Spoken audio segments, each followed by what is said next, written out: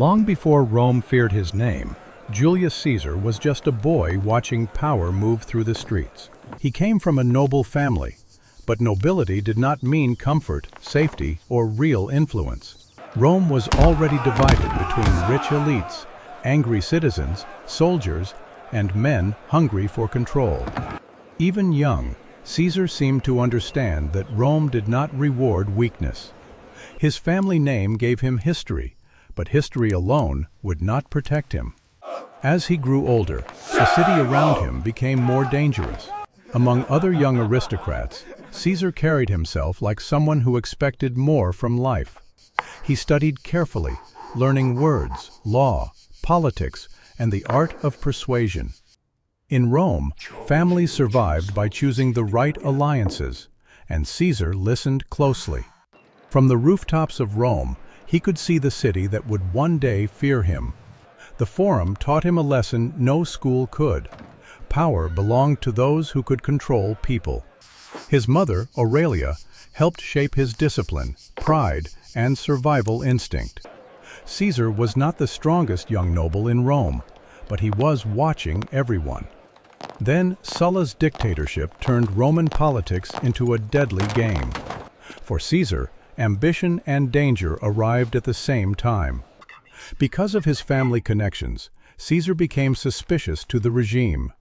He was ordered to abandon a marriage and political tie, but he refused. That refusal nearly cost him everything, and Caesar was forced to flee. He hid outside Rome, sick, hunted, and uncertain if he would survive. Soldiers searched for men like him, and one wrong move could have ended the story early. But Caesar survived, and military service gave him a new path forward. In the Eastern campaigns, he began proving that he had courage under pressure. Soldiers noticed that this young aristocrat was not afraid to stand near danger. Campaign life hardened him, and survival gave him confidence. Then, while traveling by sea, Caesar faced one of the strangest tests of his life. Pirates captured him, expecting fear, panic, and submission. Instead, Caesar treated captivity like an insult to his status. He spoke to his captors as if he were the one in control. When they released him, he did not disappear. He gathered ships and came back. The pirates learned that Caesar's threats were not empty. When Caesar returned to Rome, he was no longer just a young survivor. He began building a public voice, speaking to the people with energy and confidence. In courtrooms and public spaces, Caesar learned how words could become weapons. He made himself visible to ordinary Romans, and they began to remember him. Public games, generosity, and spectacle helped Caesar turn popularity into political currency. But popularity was expensive, and Caesar sank deep into debt.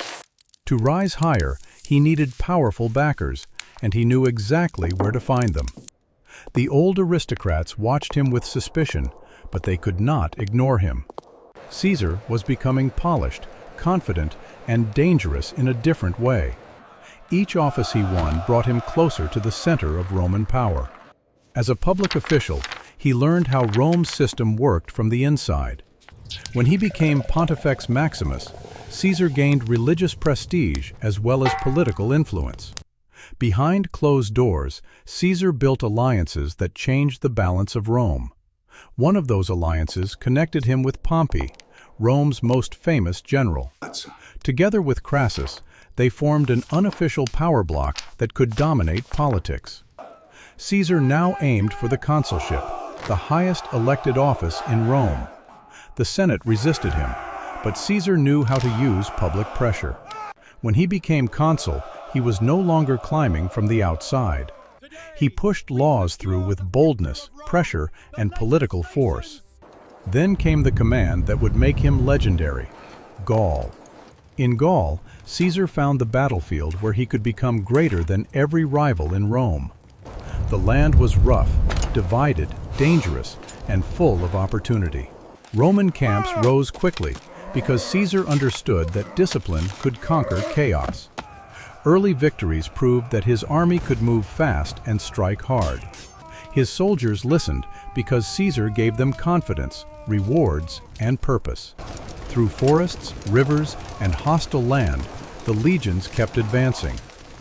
Every victory made Caesar's army more loyal to him personally.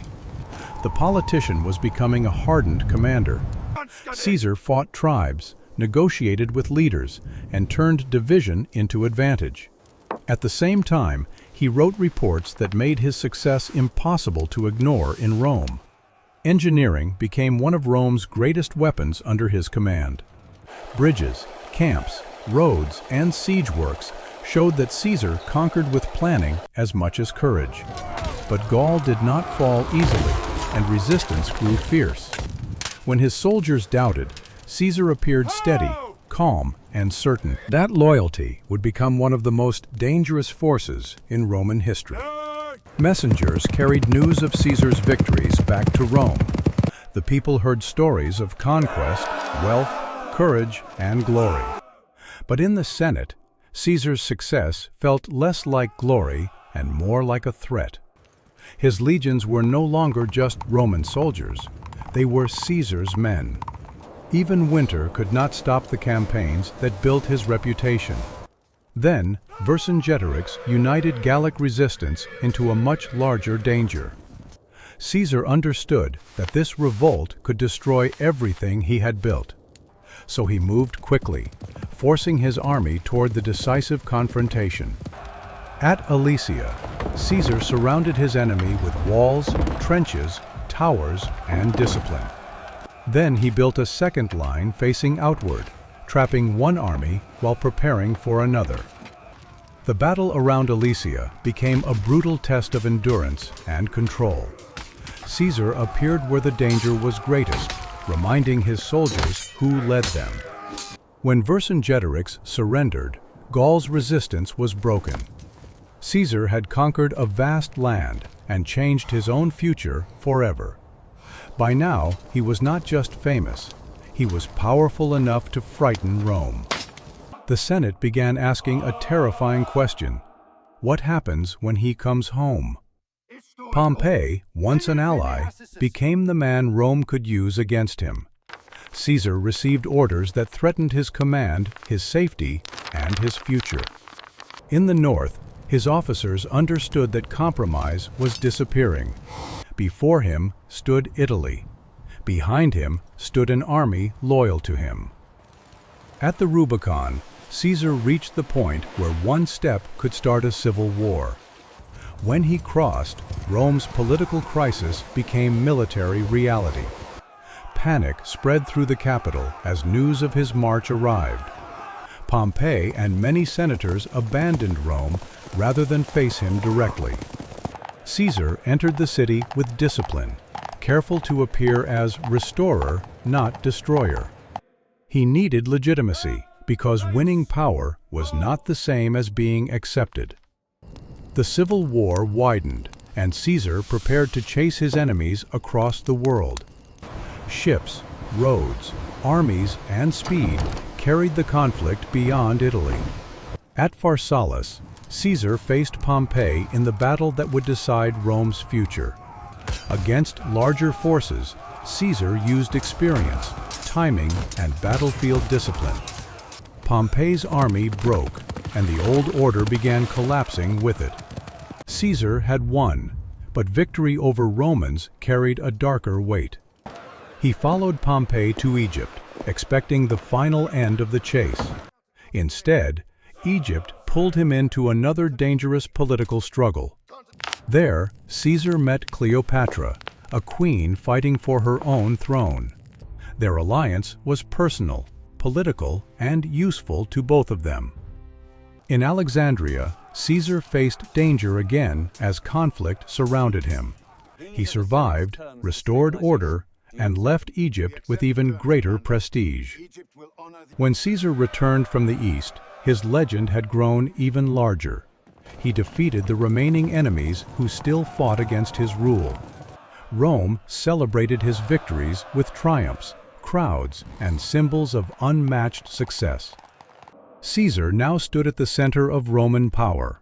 He introduced reforms, reorganized government, and tried to reshape the state around himself. To many common people, Caesar looked like a champion who had challenged corrupt elites. To many senators, he looked like a king in everything but name. At the peak of his power, Caesar seemed almost untouchable, but fear grew quietly in the homes of Rome's aristocrats. Brutus, Cassius, and other senators began to convince themselves that murder was liberty. The conspiracy widened, hidden behind smiles, robes, and public respect. Warnings came, but Caesar had survived too much to fear shadows. Even Calpurnia feared the day ahead, but Caesar still chose to go. On the Ides of March, he prepared for a normal meeting. As Caesar walked toward the Senate, the trap was already waiting. Inside the chamber, the conspirators gathered close. The circle tightened around the most powerful man in Rome.